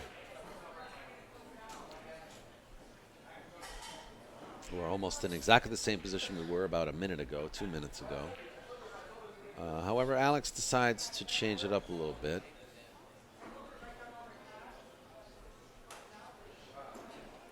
Okay, there's a 5-railer here. I know that sounds crazy, but there is a 5-railer here. And it goes straight to Shane's hole. There's also a 1-railer with possible scratches involved.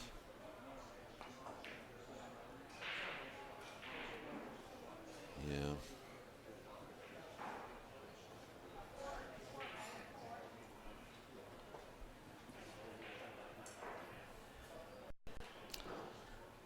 Well, this is tough. This is real tough.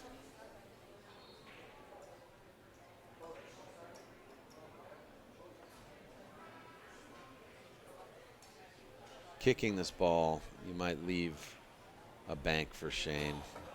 And I tell you what, he played that really well, but the 12, it went a little too high. He wanted it to slow down, and this might be a little bit more of an acting job again by by Alex, because this shot is not without risk. It's missable, and it's also, yeah, okay. He played a good cue ball. You can make mistakes on that shot. Big mistakes. Leave a bank. Alex is going to play the same shot he just played. He could try to cut this in too, but he did try to cut it in. Okay.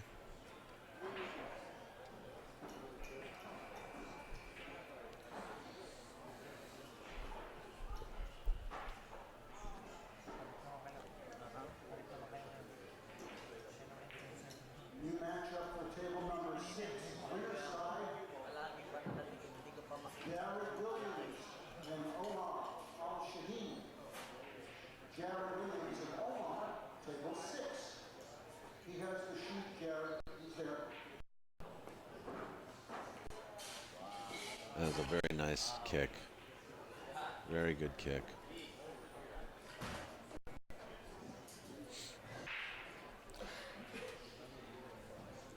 In most cases, what we see as a game ender in these scenarios is we usually see a scratch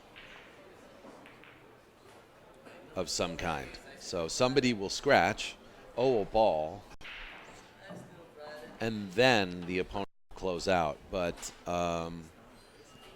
it's not often that we see somebody actually. I mean, this is my experience.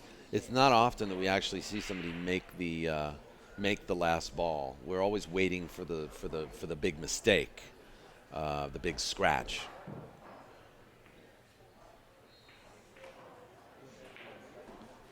So, you're forcing your opponent's hand to do things they don't want to do. Controlled aggression.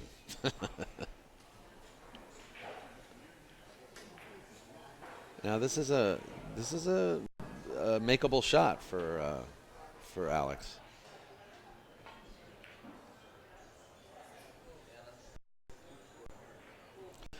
And remember, this is hill too. So whoever wins this advances to guaranteed third place. And there's a lot of at stake here. And Shane was up 2-0 in this match. Just a reminder to you guys. And that's why they call him the Lion. Alex has no fear, and he never gives up.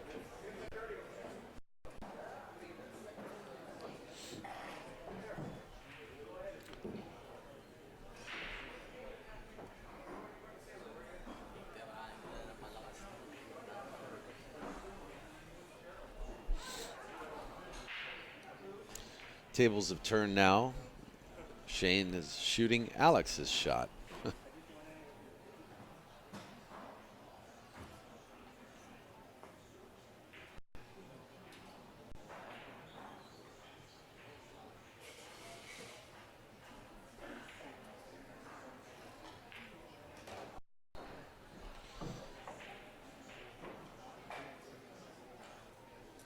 Well, like I said, usually matches like this will end in a scratch. Alex just didn't care, it seemed like, on that shot. I could be wrong, but I feel like he just kind of threw his cue at it. So if Shane wants to play a really good shot here, he can.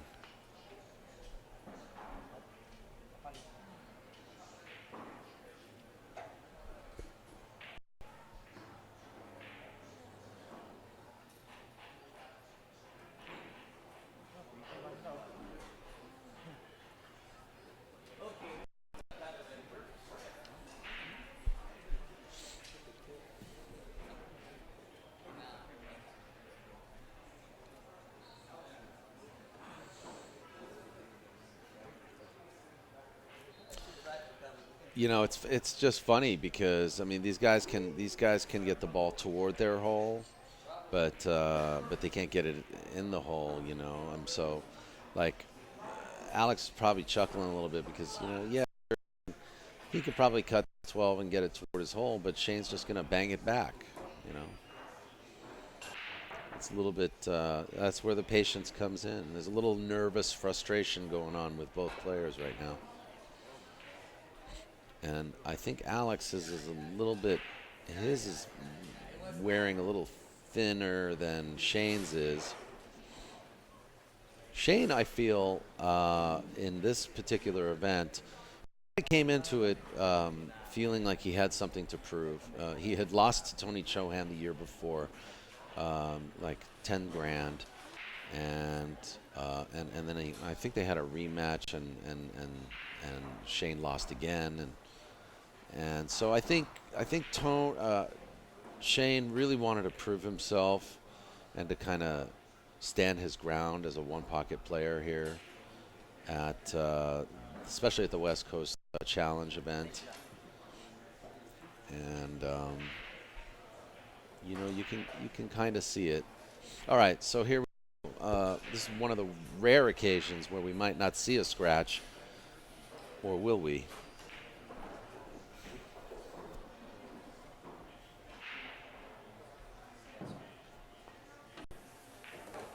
Yes, we will.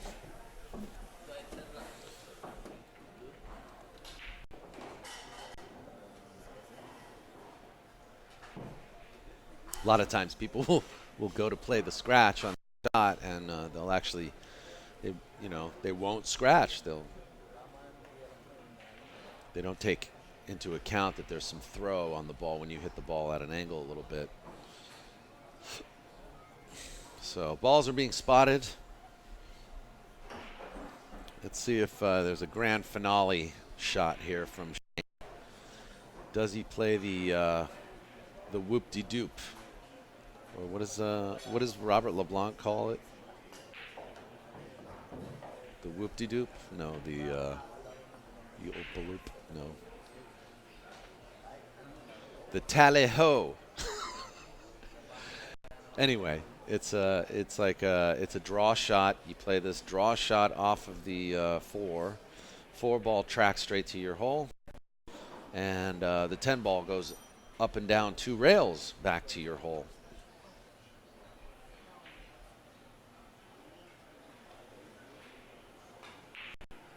Oh, it's beautiful. It's beautiful.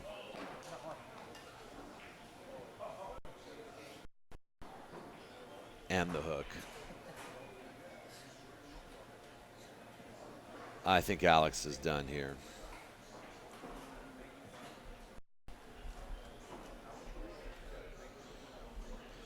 I think Alex is he's gonna have to throw in the towel here, buddy. It's over, buddy. He's gonna try to play the 10 into the 12. It's not gonna happen.